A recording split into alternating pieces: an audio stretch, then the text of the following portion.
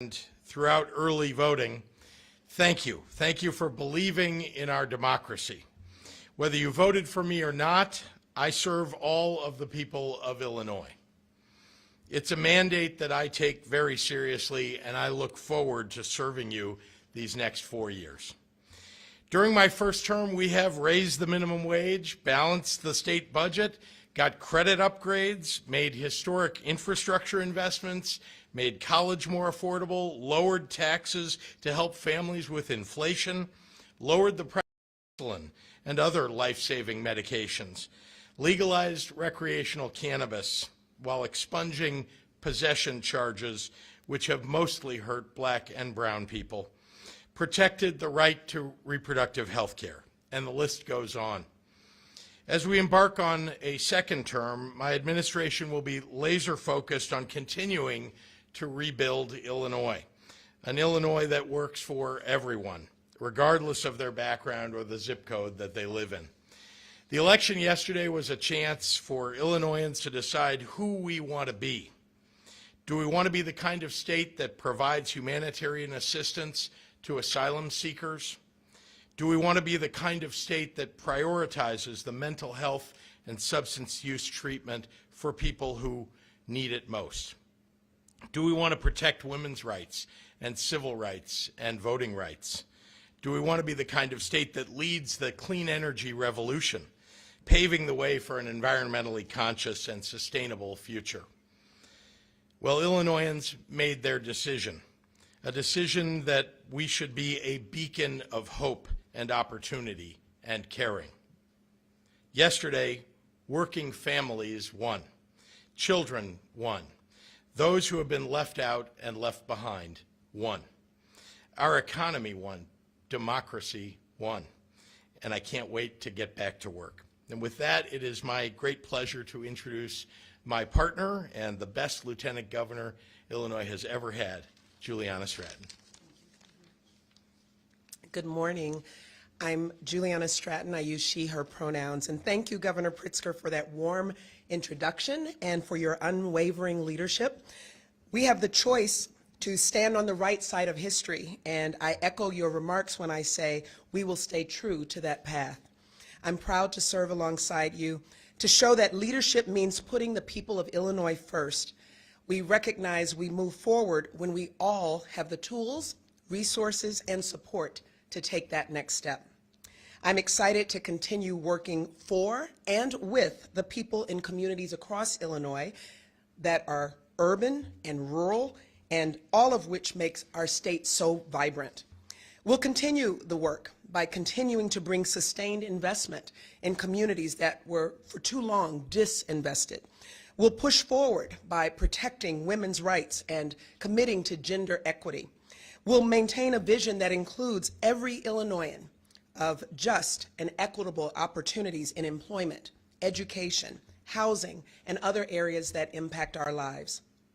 As I close, thank you to all who exercised their right to vote and voted in this election.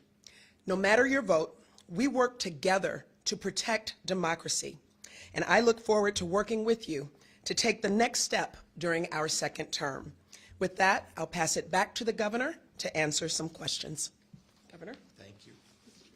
Happy to take any questions. Mary Ann. Governor, was it cost efficient to spend $150 or more million, and how much do you plan to spend on a presidential run? Let's put that last part aside for a moment and just say Illinois is worth it. As you know, that we had two MAGA billionaires who were coming against us, attacking everything that we stand for. They spent over $100 million, and we're not just going to sit and get pummeled by them. We're going to defend ourselves and tell people what we stand for and fight back. And so that's what we did. And we did so in a way that let everybody know what we stand for and why Illinois needs to move in the direction that it will. And overwhelmingly, Illinoisans agreed with us. And as for that presidential run, how much time do you have to think about it before you make that decision? I am not focused on that at all. I am focused on serving as governor for the next 4 years. It's really the most important thing to me is we have a lot of challenges that Illinois needs to overcome. We've got to work hard on it, and I'll be doing that. If the president chooses not to run? Well, he has said that he intends to run, and so I look forward to supporting him. I look forward, hopefully, to getting the convention here in Chicago so that we can renominate him and reelect him. But certainly, in light of yesterday's results, it feels like your speech yesterday is more attuned to what happened at a federal level than at an Illinois level. You say you're not interested in running for president. So what's the reason of the radicalization of your speech? Well, my speech was about the values of the two parties. I tried to make clear throughout the last year and in my reelection bid what it is that we Democrats stand for, and also to point out what the Republicans really stand for. They are a party that is run by Donald Trump. My opponent was a Donald Trump disciple, and those are values that Illinoisans don't appreciate, don't agree with. And we successfully, made our message clear and won. But the things were much broader than that, and they truly were. That was a national level speech. You were addressing national issues. You didn't mention your opponent once in the speech. You referred to Trump twice. You referred to MAGA a couple of times at least. I mean, this seemed to go far down the contours of the Great River on one side and the Great Lake on the other side. I was expressing my values. These are values. You know that I helped to build the Holocaust Museum here. You know that I have fought against hate really for my entire life. I really believe that the Republican Party, and that especially includes the Illinois Republican Party, who nominated Darren Bailey, that they stand for the MAGA Republican ideas, Donald Trump. That party has been taken over entirely, clearly. And so I wanted to make clear what I stand for, that's all. I'm an Illinoisan through and through. I want to be the governor of Illinois for the next 4 years. And I'm excited to make sure that we're accomplishing things for the people of Illinois and expressing our values. I really think the majority of people in Illinois agree that we should be standing up against hate. Governor, the veto session is right around the corner. The pressure from the election is off. Should people still expect to see changes to the Safety Act made in this veto session before January 1st? Oh, there's a lot of work that's been done by the General Assembly over the last number of months in working groups, and so they're going to bring that to the veto session, and I'll be watching carefully. I've made my thoughts clear, and we'll see if we can get something done during the veto session to address the changes that we ought to be making. Governor, what did Senator Bailey say during your call with him last night, and was he easily conceding his phrase? He said very few words. I got on the phone. He said, Senator Bailey, he said, Governor, I want to congratulate you.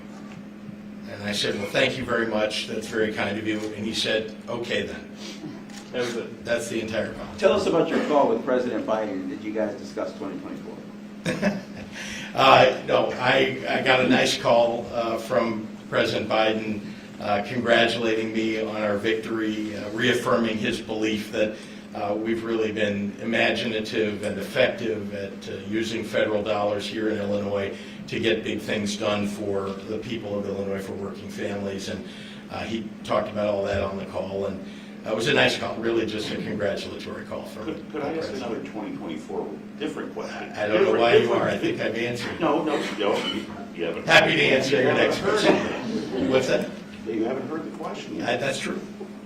Given the stakes in 2024 nationally, given your unwavering support for abortion rights, should Illinois adopt in the state constitution or move to try to adopt in the state constitution abortion protections beyond just having it enshrined in state law? I think everybody knows where I stand on the issue of supporting women's reproductive rights. And so anything that we can do certainly would be an advancement to protect women's rights. Is that something we should do?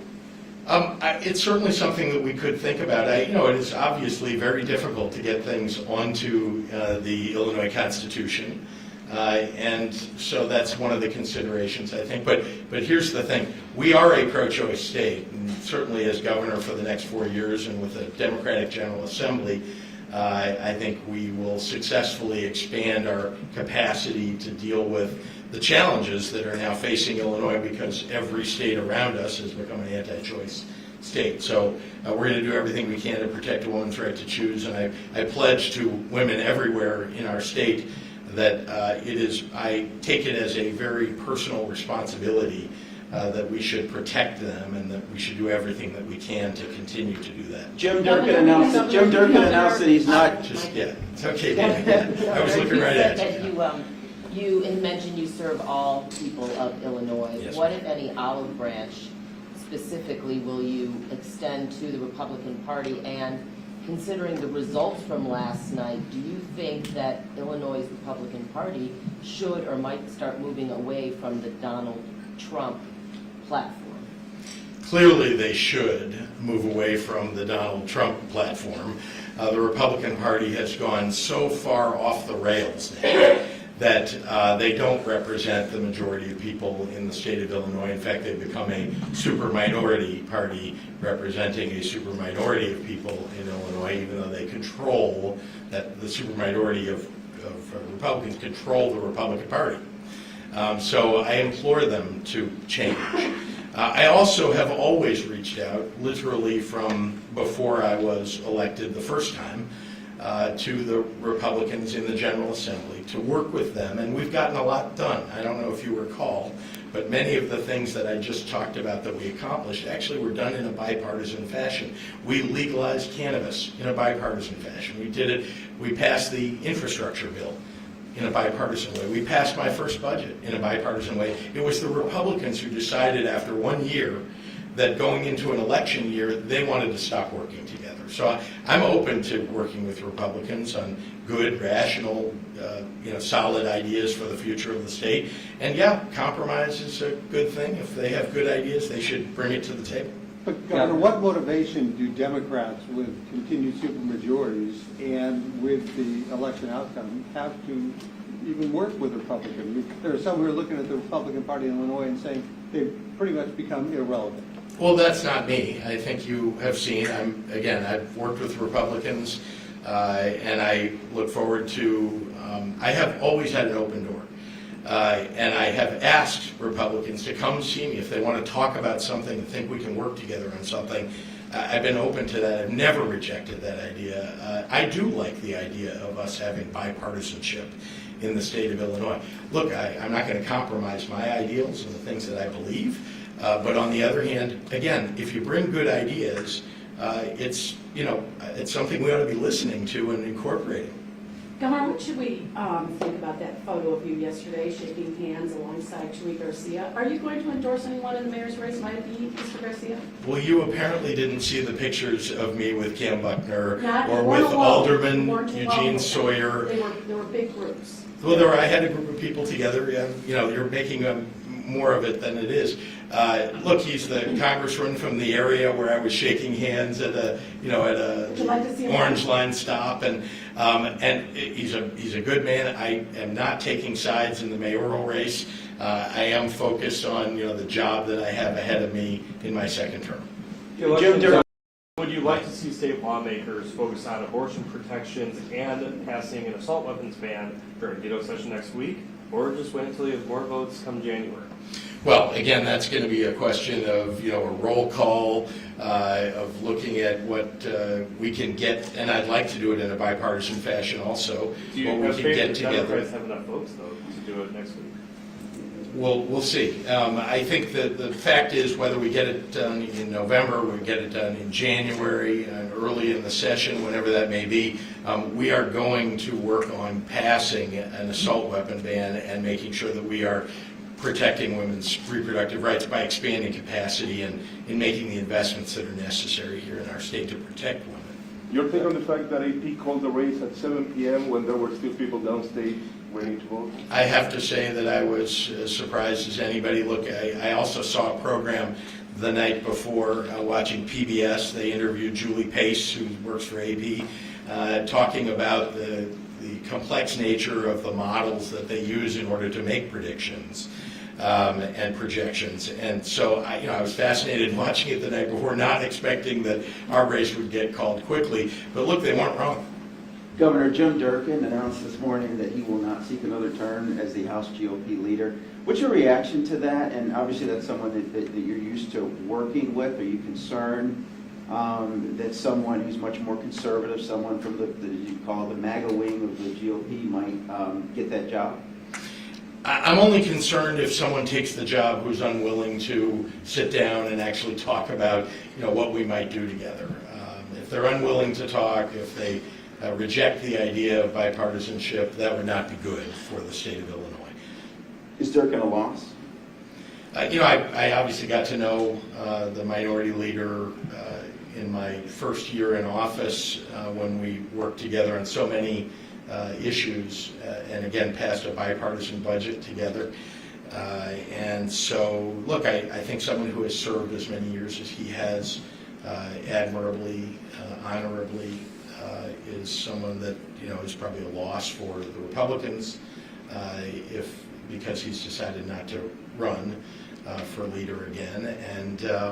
And so I look forward to whoever the new minority leader is sitting at the table and getting things done with them. I just remind you that everybody at that table has now changed since I've been in office. And so, we've worked as best we could together on with the folks on the other side of the aisle. But we've gotten a whole lot done. Governor, I'm sorry, I just want to make sure, Mary Ann, that I'm catching. Yeah, Ben. Governor, there are so many big issues in this election. Is there one you feel put Democrats over the top last night? Well, I think there were clearly two very important issues that stood out that helped Democrats. One is on the economy. I mean, not only did we raise wages across the state by raising the minimum wage and create jobs, of course, but we also passed a significant tax cut of $1.8 billion in gas, grocery, property, and income tax relief. And, of course, we balanced the budget that made that possible. So all of that, I think, is something that was on the minds of people when they went in to vote. The other, of course, is I think there were an awful lot of people, men and women, who cared deeply about women's reproductive rights, and I think that mattered to them when they went into the polls. Do you want to see some of those tax cuts made permanent now next year? I would love to work on continuing to balance the budget, run surpluses, so that we can look at permanent tax relief. This gentleman in the way back, yeah. Thank you. Suffice it to say, it wasn't a big defeat of the Republican Party last night. They did well. In a lot of places, it was kind of a draw. What advice would you give to national Democrats to have the success that you're having in other elections nationwide? Well, Republicans lost resoundingly in Illinois, Certainly. but you're asking about the federal races? Yeah. What advice would I give to Republicans? No, to Democrats. To Democrats, okay. Yeah, I've got a lot of advice for Republicans. Look, I think Democrats did extraordinarily well and have delivered for the American people, and that's one of the reasons why in a red wave year, and we know what the history is in the first midterm election after a new president is elected, and yet defying odds, Democrats held so many seats, and just look at the seats in Congress here in Illinois. We swept. And in so many races across the nation, there was a discussion that the Republicans were going to pick up 50 seats in the House. That's clearly not happening. There was a discussion that the Republicans might get 54 seats in the Senate. That's clearly not happening. So I think Democrats are doing the right things, delivering, again, for working families. That's what we're doing. That's why we've succeeded. I just point out that we expanded margins in the collar counties. In the one sort of Republican collar county, McHenry County, we diminished the margin of loss there significantly. We won counties in Illinois that I had not won before, even though I won a historic 16 counties last time. But we won Kendall County, we won DeKalb County, we won in places that we hadn't before. And that's all because, we won the Supreme Court races. I want to point that out too. We won more seats in the State House. And that's all because Democrats delivered. We delivered on so many things. I talked about them this morning. And we're continuing to do that. Republicans are, complaining, criticizing, and they have no solutions for anything. And so I think they should look at their own conduct and think about actually coming to the table to get things done with us. Governor, do you think because some of the Trump-endorsed candidates either lost or didn't win as big as they were expecting, that this is kind of somewhat of a national repudiation of Trump is? And do you think that'll have any impact on whether he launches a presidential run again? I don't know about the latter part of your question, but clearly a repudiation of Trump candidates took place last night. You can look at some of the major Senate races, major governor's races, and Republicans who gladly had Donald Trump come into their state and campaign for them lost. Just look at my opponent. Governor, could you just clarify what your administration and IDPH might be doing regarding COVID vaccines in school? Because that, was raised by Senator Bailey at a big event on Monday. And secondly, could you just talk about, if there's anything, looking back at the last 4 years, are there any things you would have done differently? Any things you learned from? Well, on the former question, I'd just say, they meet on a regular basis to look at vaccines and, what requirements there ought to be. There are no policies or plans to expand to include a COVID-19 vaccine in those requirements. And then, sorry, the second part of your question was? In the last 4 years. What might I have done differently? Right, yeah. right. Well, listen, I think everybody can look back and think, could I have done something better along the way? And I've certainly answered that question with regard to the emergency that we dealt with in COVID-19 that we're continuing to wind down. But look, I don't know that I can tell you that there are things that I regret exactly, but I can tell you that I wish that we had had more of an opportunity to work in a bipartisan fashion. I wish that, and I know that other Democrats feel, as I do, that there should be opportunities to do that. Illinois used to be a state where that took place very often.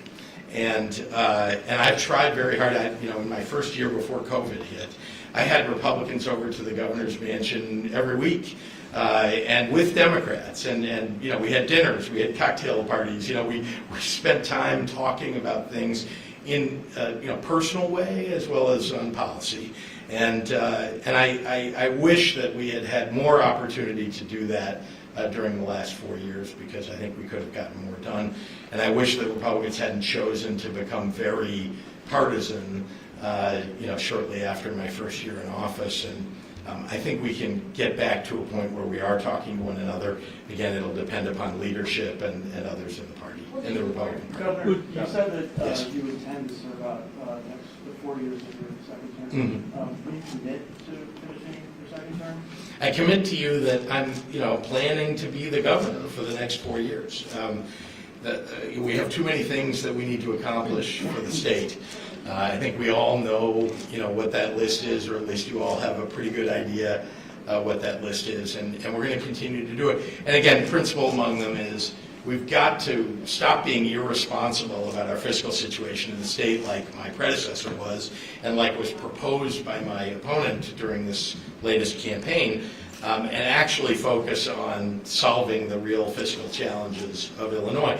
I know that sometimes sounds boring to people when you talk about budgets, paying debt, dealing with those fiscal challenges. It's not as exciting as some other things, but I think it's vitally important that all of us focus on that in both parties, and I think that's something in a bipartisan way we should continue to work on.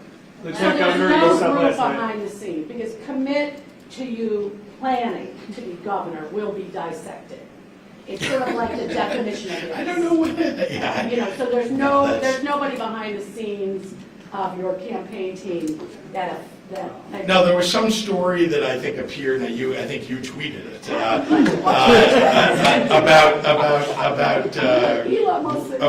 I guess Reuters put it out, saying there were some number of people on the national level who were talking to staff. That's absolutely untrue. I was not talking. I have not talked to any staff outside of my own staff, and so no, there's no, like I said, there's no plan to do anything other than be governor for the next what do you reflect on the issue of migrants and the fact that Governor Abbott won with almost the same numbers you did yesterday? Do you think it's a talking point that's going to have you confronting for the next 4 years? I don't know. I'm not sure how to answer that question to compare, why he won by the same, number. I didn't even see that. So, I'm not sure how to answer that question. Governor? Yeah. Thank you. Governor. Thank you, Governor.